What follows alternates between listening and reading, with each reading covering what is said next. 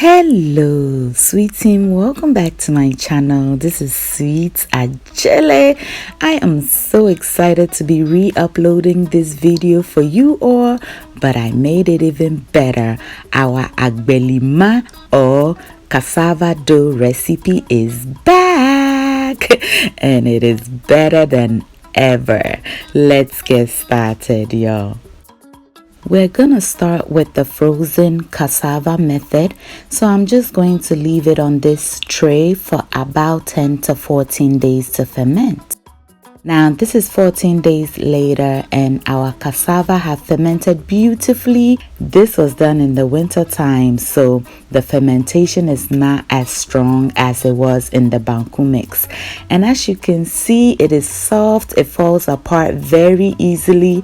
So I'm just going to crumble everything and into our blender it goes, and I'm going to blend it until it is nice and smooth.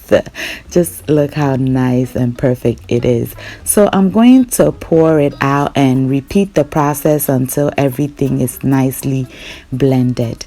Then you will need a bowl with a strainer insert like this with a cover.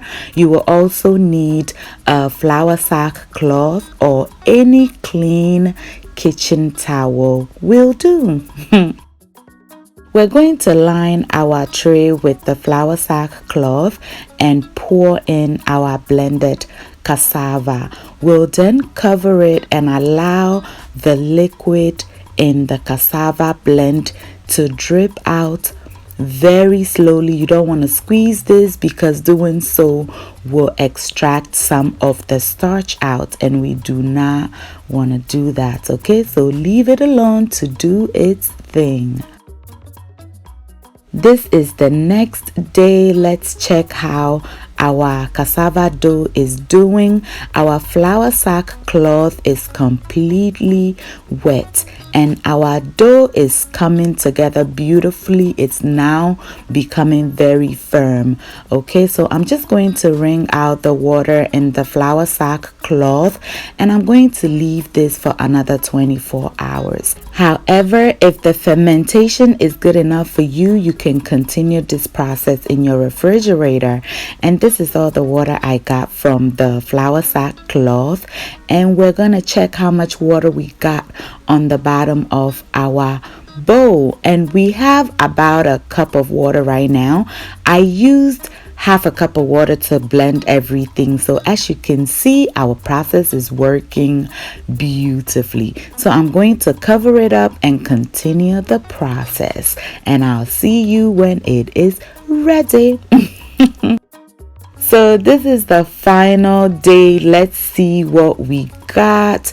It is looking absolutely beautiful. Just look at that. Do y'all remember when we decoded this 2.5 years ago? Yes. Now check out the side-by-side comparison. Before to your left and after to your right. It is just perfect. Yes, some of you may remember this video and others are new, so it will be all new to them, but it was amazing trying this process for you all and I loved it. And as usual, y'all know I love to play around, so I'm balling it up just like they do in Ghana, and then we will move on to the next step. We did the first method.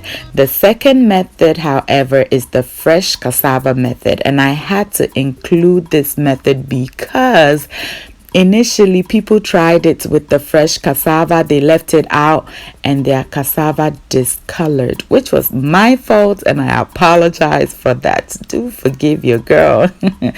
With the fresh cassava method, you can't leave it out. So right here, I just peeled the cassava and I removed the core because otherwise you will have those sticks in your cassava dough and you will have to strain it before using. But with this method, you use it straight away. I then cut it to this size pieces and we're going to go ahead and soak it. So I'm going to transfer it into this bowl right here. To that, I'll add enough water to cover this. Yes, this is what you have to do when using fresh cassava. Because the frozen one is already filled with water, it does not discolor, and it's also in a bag. Okay, so we'll leave this to ferment for about 10 to 14 days again. But it depends on how fermented you want it. So this is 14 days later, and as you can see, our cassava looks good.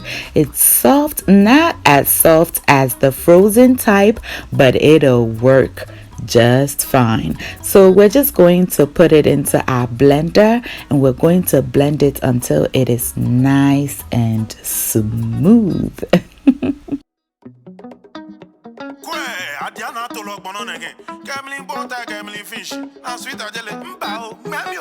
Continental food, madam. International food captain. We'll show you how to make pizza, jollof, mango and okra soup, sushi and pastries. All this and more. Sweet Ajay. Go go, go go, gaga, go. Sweet Ajay. Go go, gaga, go. Sweet Ajay. Again, we will need our bowl with the strainer insert. You can use any bowl with a strainer in your home. It'll work just fine. I lined it this time with a chiffon cloth, and I'm going to pour our blended cassava in, and we will follow the same process we did before. Okay, but I realized I actually appreciate my flour sack cloth better than the chiffon cloth for this process. So just choose your choice. You can use a chiffon, flour sack, or your favorite kitchen towel. Okay, so we're going to let it extract beautifully, and I will see you when it is all done and ready.